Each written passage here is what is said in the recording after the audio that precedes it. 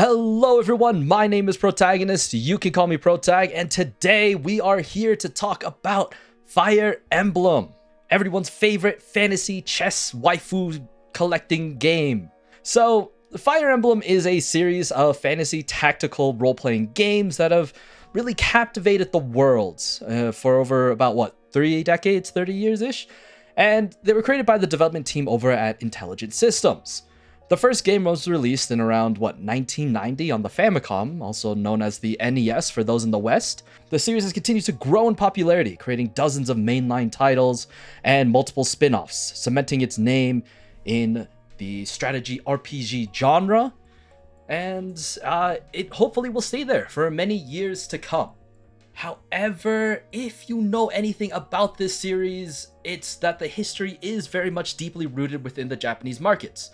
While the first game did come out in 1990, it wouldn't be until around 2003 that many overseas consumers would be able to try the series out on the Game Boy Advance. This helped spark even more growth, obviously, by introducing the game to, the foreign markets, and it provided a new, fresh take on just a new genre, I think, right?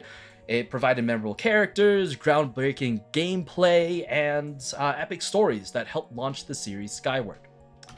However, that popularity didn't really last too long. Sales began to drop during the mid-2000s, and, with no signs of reversal, it started to feel like the end of the franchise.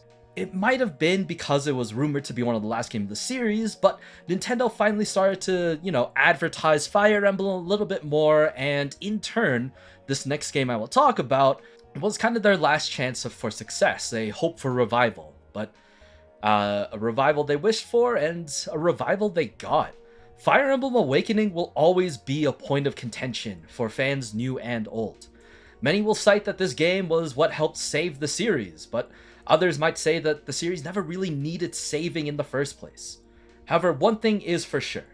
This game welcomed a whole new demographic of individuals and boosted its numbers enough to allow for its continued development. I think I can safely say that a lot of people that I at least know personally started with Fire Emblem Awakening, right? This was a game that was, I think, a bit more accessible and was one of the first games on the 3DS for the Fire Emblem series. But I know for me, I really enjoyed the game. I enjoyed the story, the characters. I don't know if I should be admitting this, but I had a thing for Lucina, or if you know me, you know my type.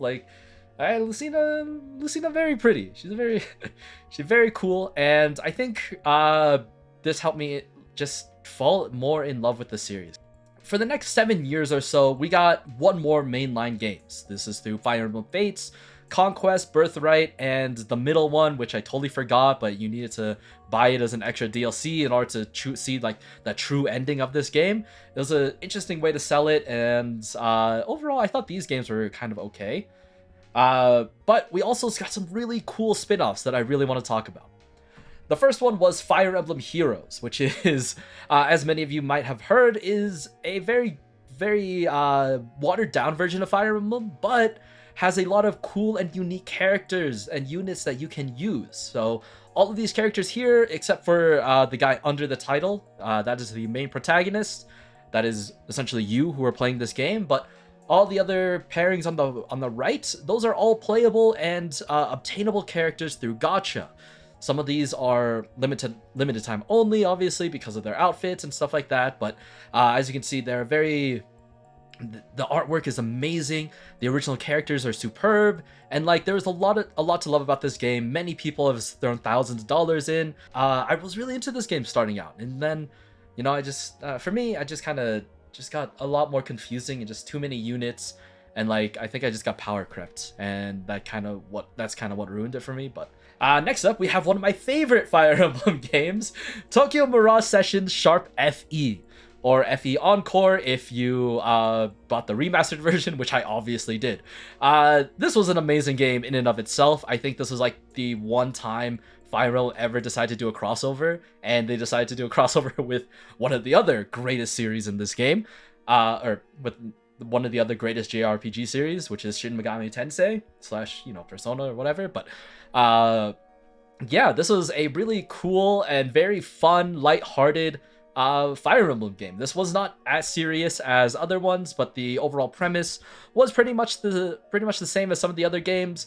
What made it interesting was the persona element of it, of having uh, our main characters being able to call upon the power of various Fire Emblem characters from the past, like Tharja. You got Chrom, you got Virion, you got Draug and stuff like that. And so, while I won't talk about how this game is basically the same idea as Fire Emblem Engage, I think that this was probably one of my favorite games playing it on the Wii U, and then having the port on the Switch. I'm close to 100%ing this game.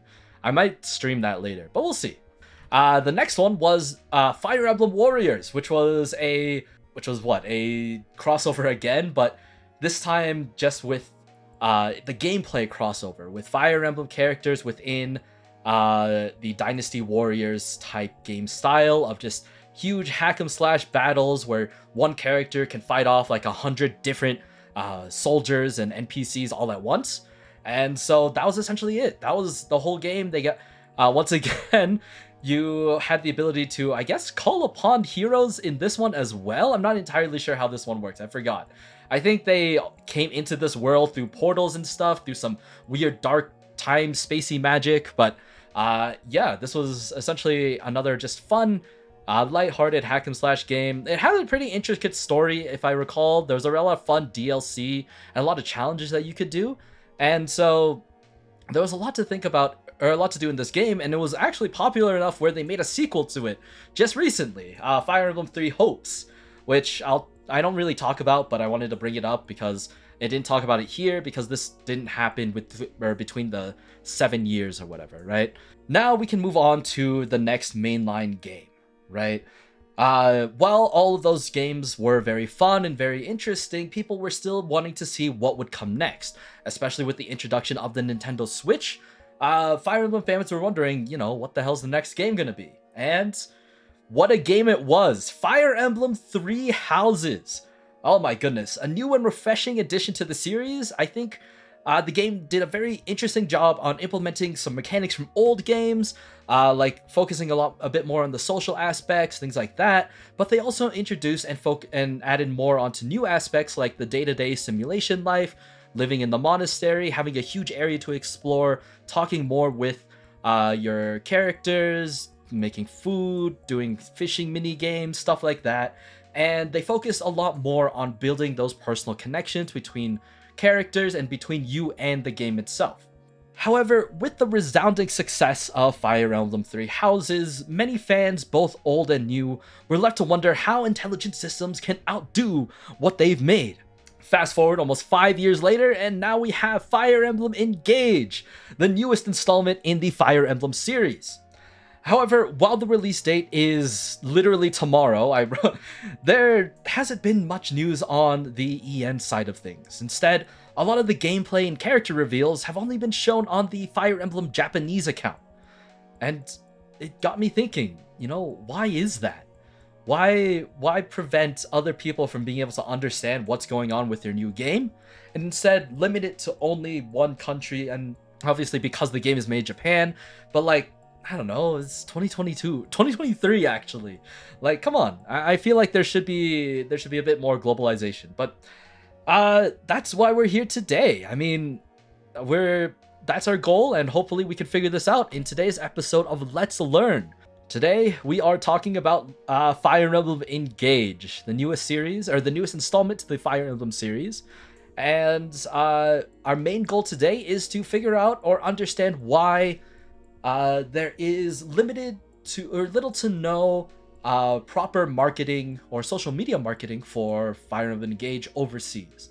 Japan definitely has a lot of news, and you'll clearly see that in a bit. But from what I've recognized when I first started writing the script is that there isn't a lot of people talking about this new game, and over the past week or so, I've now seeing a lot of people being like, "Oh my god, there's a new Fire Emblem game coming up this week." And I'm like, "Yeah, I've known for months," but apparently everyone else only found out within the 2 weeks of this game. So yeah, I wanted to dive in a bit more, and that's why I decided to do my next project on this game.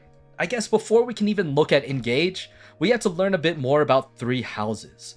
The biggest question now being, did the same thing happen back then as it did now? Meaning, like, when Fire Emblem Three Houses was being made, being marketed, things like that, was that something, or did they not promote it as much as well back then, where they only had one account, they didn't have an English account or something, and, you know, limited marketing from Nintendo, things like that. And turns out, yeah, right? Like, I couldn't find a Fire Emblem Three Houses English account that wasn't, like, fan translated or anything. But it also, surprisingly and strangely enough, it turns out the same thing happened with Xenoblade.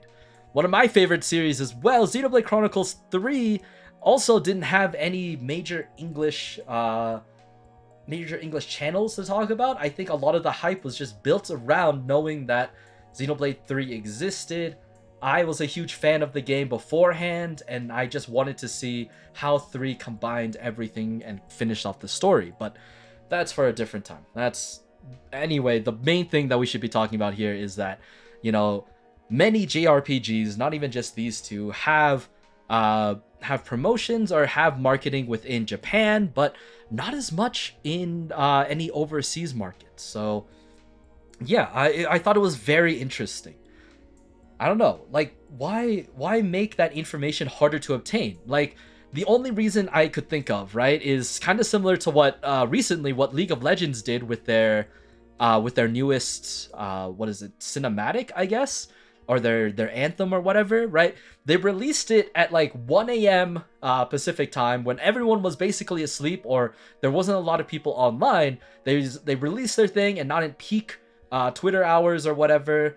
And it wasn't until like the next day that people saw the thing and was like, oh my god, this sucked. This was so bad. This didn't encapsulate or give me the hype of a new League of Legends season that was starting, right? And so that's what I kind of thought about what happened here. Like, were the companies ashamed? Was Intelligent Systems like, oh no, I really don't think that this game is going to market well with overseas. That's why we're going to keep most of it within Japan. Like, I wanted to find the answer, right? And the first thing I thought of when doing this was, you know, was it the sales? You know, Fire Emblem was actually one of the highest selling Fire Emblem games in the series. And as of August 22nd, or not August 22nd, what was it? August 2022, the game sold over 3.8 million copies within those first 3 years of its existence. I couldn't find the numbers for after that, so don't ask me for those. But I did have access to Nintendo's earnings from 2020 because, like every publicly traded company, you can look at that information online. So I had to do some digging, but I managed to find a small breakdown of the amount of sales for Fire Emblem Three Houses. As you can see here, at fiscal year 2020, they sold about 2.87 million copies. 580,000 of those copies were in Japan, while the other 2.29 million were sold overseas. Unfortunately, I couldn't find any breakdowns between the overseas markets, like, oh, how much did America, or how many sold in America, how many sold in Europe, things like that. But as you can see, there's a pretty big outside market for Fire Emblem. So it was kind of shocking to be like, okay, well, if the market's that good, why aren't you pandering? Why aren't you catering to this outside market? Like, what's going on here, right? There's a high demand for overseas, and I feel like a lot of companies, if seeing those numbers, would try and, you know, jump on that opportunity to cater content or at least acknowledge the existence of outside fans. But Fire Emblem is still mainly marketing within Japan. Even with Three Houses, even with Three Houses, I guess you could give them a break because of the fact that they had no idea how successful Three Houses were going to be. So it's like, okay, well, here's a great success story that we've created. Three Houses, you know, made bank. And so the next game, we gotta focus on what sold it well, or like focus on the markets that sold the best, right? And you would think that's the strategy that you would go for, but we're now, tomorrow's the game. Tomorrow Engage is coming out, and Intelligent Systems have only shown attention to their Japanese fans still, right? They could at least make a Fire Emblem English account. Like, hell, I'll do it. I'll run it if they want me to. But there are clearly more passionate fans and content creators that have been doing this for us, right? Serene's Forest is a huge example. They have translated most of every single Fire Emblem content that has been thrown out from Japan, from anywhere else. They've done an amazing job. Ben FM is someone that I've recently found when looking at some of the character trailers, some of what the characters do and things like that. Like they have done a really amazing job of translating some of those works and trying to figure out, what these personal skills do, or like weapons, things like that. There are just plenty of people who are willing to do the work, and if only Nintendo or Intelligent Systems would recognize that, hire them, or just do something about, giving more information to outside people. Moving on from here, this took me so long to do because I updated this almost daily. So this is a timeline of events, of comparing the Fire Emblem Japanese account here and the Nintendo of America account, right? Nintendoing, yes. This isn't a surprise to many people who might be fans of newer Nintendo games or just Nintendo games in general, but we're here to talk about what's going on. So the September 13th was the very first introduction to Fire Emblem Engage. This is when the whole world learned about Fire Emblem Engage existing, its development, and things like that. As we can see here, every single dot here is when Fire Emblem Japan made a post about about Engage, and this is when Nintendo of America did. They had a very interesting spurt down here, but it wasn't as consistent as Fire Emblem, which makes sense because Nintendo of America promotes all of their Nintendo games, but Fire Emblem JP promotes all of the Fire Emblem stuff, even the Fire Emblem Heroes, any other DLC, merch, things like that.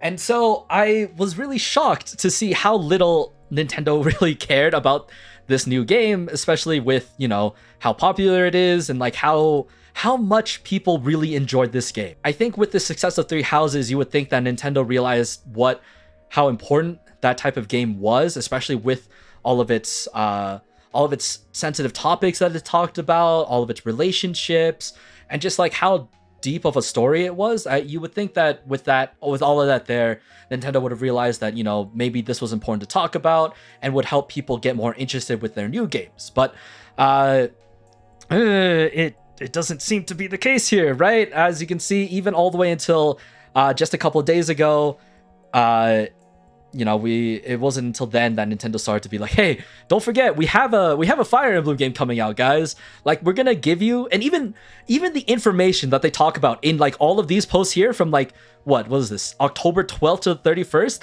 all this information is just repeated stuff that you could have found from the trailers, right? It wasn't anything new. It was just, here's all this. But like every other post in Fire Emblem Twitter was, here's a new character. Here's how they play. Here's what they sound like. It was like, oh my god, we're just going to give you basically everything you might want to know about this game. Like, here's some cool ass scenery. Here's some more lords. Here's some unique characters that you can look at. Like, it was so much information that, I don't know, maybe it was too much information. I don't know. But for me, I really enjoyed it because it was like, I wanted a reason, or I wanted to show people why they should get into this game. And I definitely couldn't show them the Nintendo of America stuff, like it seemed really boring. But I could show them this whole community and this whole cast of characters that would have just, I guess, blown people away, or at least have made them interested, right? Like, this handsome dude, he's cool. This goth GF, really cool. All right, you got her, you got, buff Knight Lady. You got Anna for people who really like Anna. There's a lot going on here, I think. And so, yeah, Goth GF Mommy, right? Like, this is, people like this. Why not talk about this? Be like, hey, we have this in our game. Like, be interested, With that, this is why I think we needed a Fire Emblem English account, because we could have had all of this information literally like 4 or 5 months before this came out, and more people would be talking about it instead of literally the week before saying, oh my god, wait, there's a new Fire Emblem account. So that's kind of what I was trying to get at with this one. Let's continue on, I think. So you might be wondering, if the marketing for this game was so subpar, why did Three Houses do so well? It's a great question, and I want to thank you for answering that, because it's pretty simple. Three Houses was kind of good. It was a pretty good game. Amazing voice acting, easy to understand battle tactics, lots of outside battle activities really helped shape this game and really helped get more people interested, because it was less about the battling and more about the simulation aspect. In my opinion, at least. I don't know if you guys felt the same way, but that was kind of the gist of it, right? Like, you got to meet this whole cast of people. Like, you got your whole army basically at the beginning of the game versus picking people up as you went along. And so you had more time to learn about these students, to learn more about the teachers, the faculty, all these characters before you really got into the main, I guess, grit of the story. Yeah, I think that's what kind of helped make Three Houses a lot more of a memorable game, and just, you know, an easier game for people to pick up as well, because the battle system wasn't too intense. It was pretty easy to find really OP builds, really OP skills, things like that. And so, you know, while it was maybe an easier Fire Emblem game for many people, I think the story and interactive aspects was what helped push it over the edge. This game was really good for people who wasn't into much about the strategy, but instead cared more about, you know, the interactions, all these characters, and all that stuff, right? You could have all of these meaningful conversations that were all fully voiced, which I think was my very first for Fire Emblem also, right? Fully voiced lines. There were little to no just like nothingness, and it really added another depth, another layer for this game.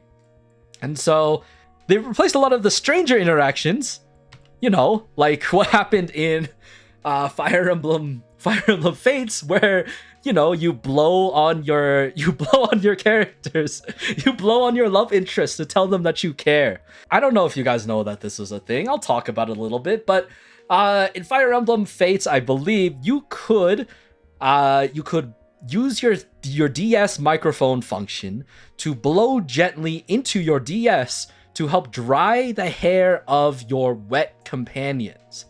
I think they either got out of the shower or some shit, but here we are, you know, lightly blowing so that you can show your affection to them. Obviously, this was, it was like Nintendogs, but more sus, because these are people and not dogs. But yeah, I also think that the internet had a lot to do with the success of Fire Emblem. Of course, there were plenty of other games before Three Houses, but none of them really had the benefits that Three Houses did. A lot of the games were on, you know, the GameCube, the Wii, the 3DS. These were older models that didn't have very good, you know, access to the internet.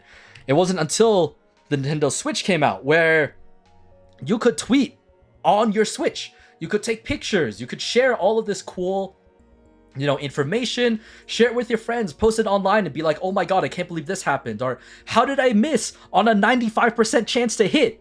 Right? Like, come on, you gave me 95%. How did I miss? Why did my unit die because of this 95%?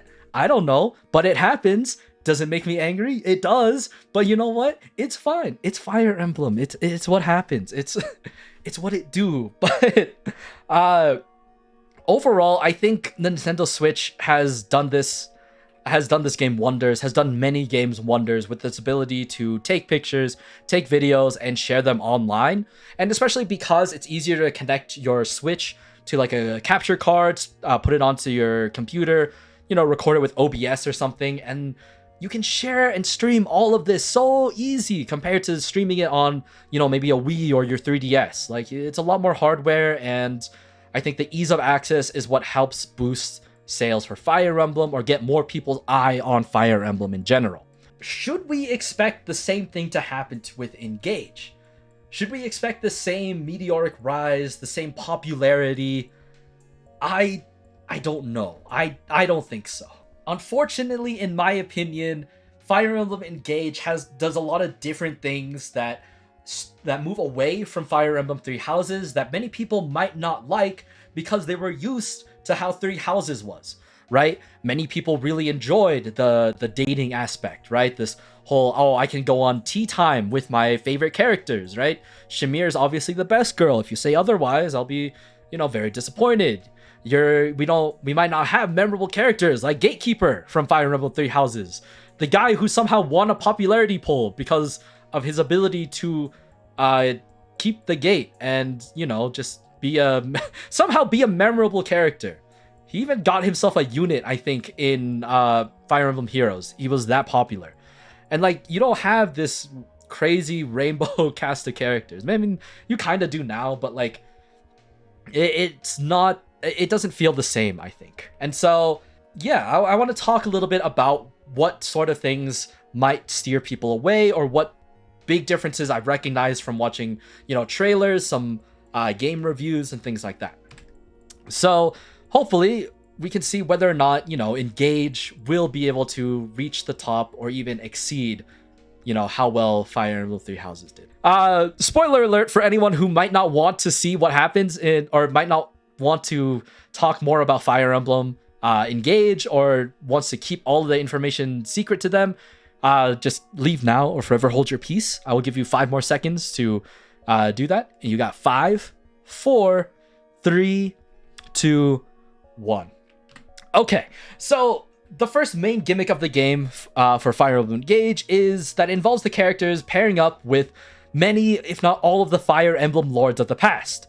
While this might be, a pretty fun throwback for many casual and hardcore fans, there are many lords that people might not recognize. For example, Leaf, right? I don't think Thoracia 776 ever got an English port or anything like that. And so you've probably never seen this dude in your life unless you've played Heroes, and even then you're like, I don't know where this dude came from. So yeah.